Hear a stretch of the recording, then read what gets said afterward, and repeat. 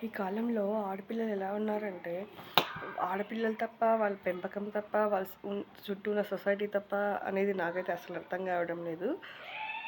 ఏంటంటే, వాళ్ళకి హస్బెండ్ కావాలి. అత్తమామ అవసరం లేదు. అత్తమామ లేనిది హస్బెండ్ ఎలా వస్తారని మినిమమ్ కామన్ సెన్స్ ఉండదా చెప్పండి?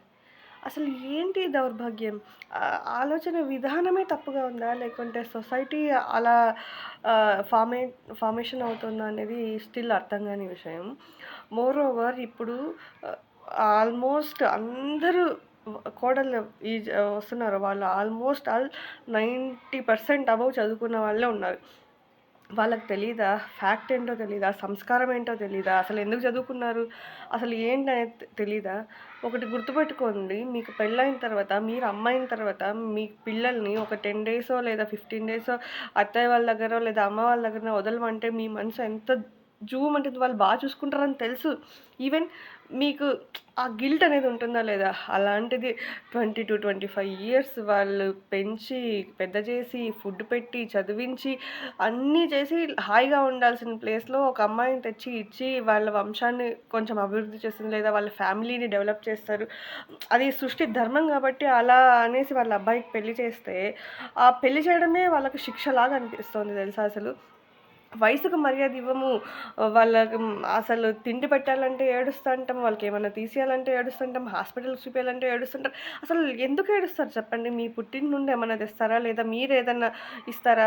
వాళ్ళ కొడుకు సంపాదిచ్చింది వాళ్ళ పేరెంట్స్‌ని చూసుకోవద్దనే అనడానికి మీకేం రైట్ ఉంది చెప్పండి?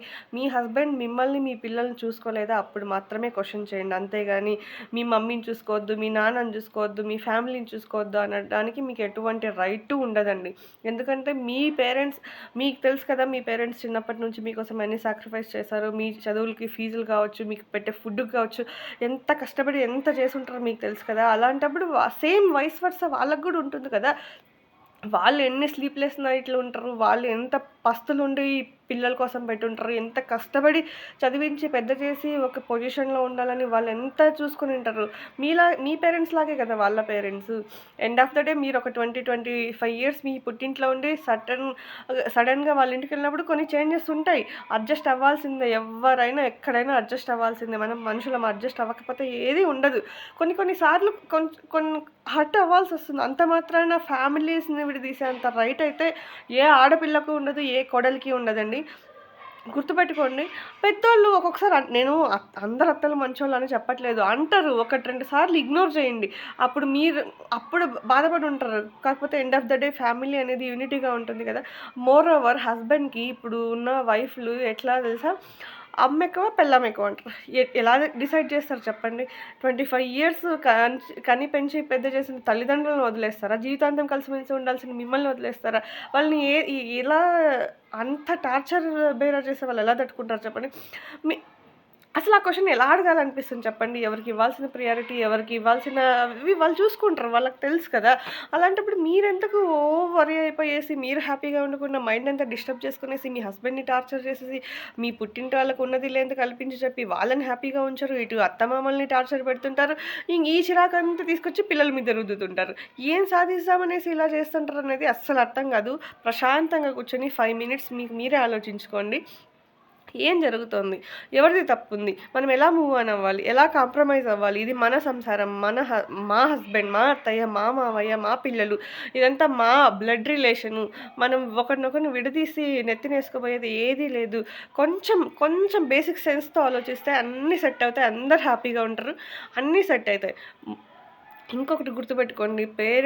మనకైనా పేరెంట్సే, వాళ్ళకైనా పేరెంట్సే. వయసుకు మర్యాదిద్దాం. వాళ్ళెంతో చూసి వచ్చుంటారు ఈ స్థాయికి.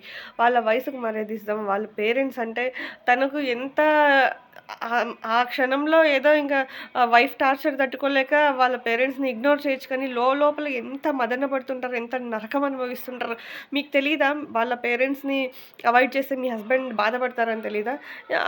ఎంత ఈజీగానో అత్తమామయ్య వద్దు, హస్బెండ్ కావాలంటారు. అత్తమామయ్య లేకుండా గాల్లో నుంచి ఊడిపడ్డాడా అండి మీకు మీ హస్బెండ్ ఎక్కడి నుంచైనా?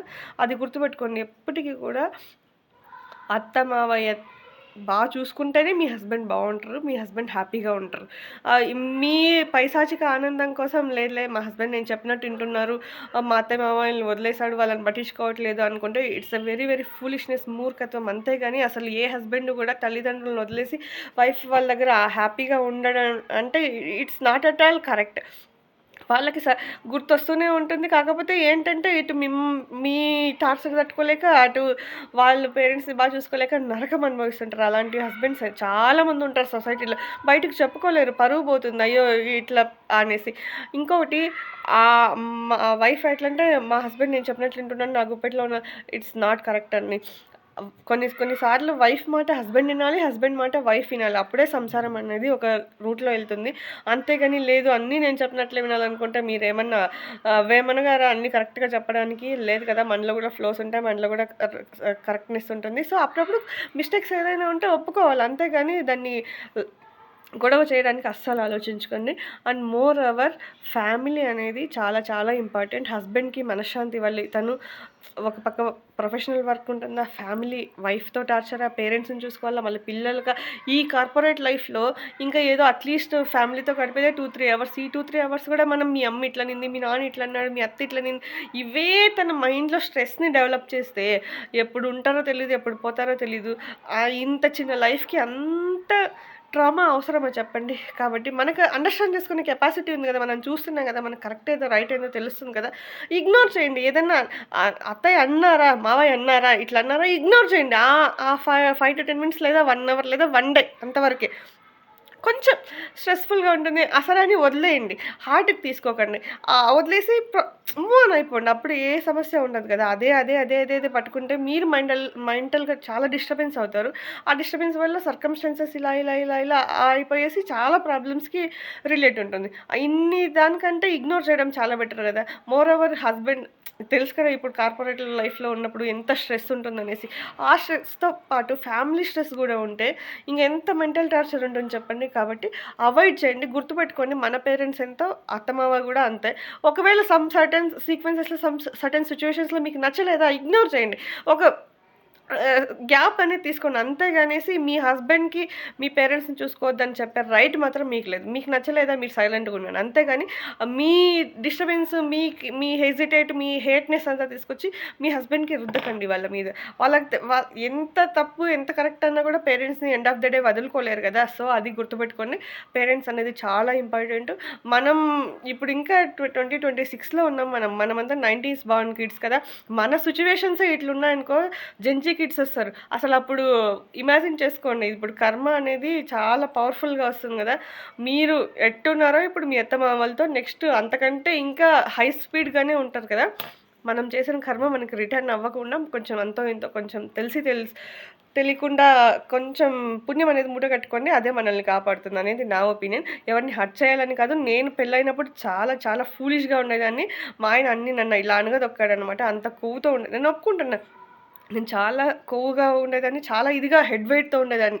మా హస్బెండ్ అది కాదమ్మా మార్చుకోవాలనేసి చాలా మార్చాడు. ఇప్పుడు ఒక పర్ఫెక్ట్ వైఫ్, ఒక పర్ఫెక్ట్ హస్బెండ్, ఒక పర్ఫెక్ట్ ఇంట్లో మదర్ ఇన్‌లా అదే కోడలుగా ఉన్నానంటే వన్ ఆఫ్ ద రీజన్ మా husband he changed lot of things on మీ.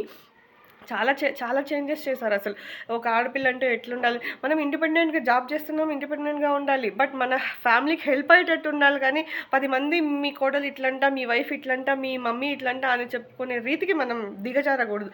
మన వాల్యూస్, మన ఎథిక్స్ మనం ఏం చేస్తున్నాం మనకు తెలుసు కదా! కాబట్టి కంట్రోల్‌లో ఉండి మనల్ని మనం చూసుకొని, మన హస్బెండ్ చూసుకొని, పిల్లల్ని చూసుకొని, అత్తమామల్ని చూసుకొని, మన పేరెంట్స్‌ని చూసుకుంటే అంతకంటే హ్యాపీ ఇంకేంది లేదండి. పక్కనోళ్ళ మాటలు అస్సలు వినకండి. ఎవరి ఫ్యామిలీ వాళ్ళకి important. End of the day మీరు, మీ హస్బెండ్, మీ పిల్లలు, మీ అత్తయ్య, మీ మామయ్య, మీ మమ్మీ, మీ డ్యాడీ వీళ్ళే వస్తారు గానీ, ఇంకా చెప్పించిన వాళ్ళు, చెప్పుడు మాటలు వేరేవి ఏది కూడా రాదు. గుర్తుపెట్టుకోండి మన పేరెంట్స్ ఎంత మన అత్తయ్య, మావయ్య కూడా అంతే. ఈ ఈ ఈ మైండ్ సెట్ ఉంటేనే మనం బాగుపడతాము. హ్యాపీగా ఉంటాం. ఇంకొకటి హస్బెండ్ కావాలి, అత్తమామయ్య వద్దు అనే కాన్సెప్ట్ అసలు తీసేయండి మైండ్‌లో నుంచి. అత్తమామయ్య లేకుండా మీ హస్బెండ్ గాల్లో నుంచి ఊడిపడ్డాడా? లేకుంటే మీరు క్రియేట్ చేసుకున్నారా ఆర్టిఫిషియల్ ఇంటెలిజెన్స్? లేదు కదా! వాళ్ళు కని పెంచి మనకిస్తేనే కదా హస్బెండ్ వచ్చారు. కాబట్టి ఆ నెగటివిటీ ఏదైతే ఉందో ఆ మైండ్ సెట్ అనేది తీసేస్తే అందరూ హ్యాపీగా ఉంటారు. అట్‌లీస్ట్ ఈ వీడియో చూసి ఇద్దరైనా మారుతారనేసి నా ఒపీనియన్. మార్పు రాకపోయినా అట్‌లీస్ట్ రియలైజేషన్ అనేది అవుతారనేసి నా ఒపీనియన్. ఏమన్నా ఎవరినైనా హర్ట్ అయ్యేలాగా వర్డ్స్ ఉంటే I'm sorry. Please think and మీ ఫ్యామిలీని మీరే పాజిటివ్ ఎనర్జీతో ఉంచుకోండి. మీరు హ్యాపీగా ఉండండి. వాళ్ళని హ్యాపీగా ఉండండి. సాధ్యమైనంత వరకు మనల్ని చూసి ఒకరు వాళ్ళు చూడప్పా ఎంత బాగున్నారు అంటే మీ జీవితంలో చాలండి అది సాధించినట్టే. ఒకరిని హర్ట్ చేయకుండా మీ ఫ్యామిలీని మీరు చూసుకొని మీరు హ్యాపీగా ఉంటే అంతకు మించిన సౌభాగ్యం, సంపదలు నాకు తెలిసినంత వరకు ఏం లేదు. హ్యాపీనెస్, ఆనందంగా ఉండడం, హెల్త్‌ని బాగా చూసుకోవడం ఇంతకు మించి ఏవి గొప్పవి కాదని నా ఒపీనియన్.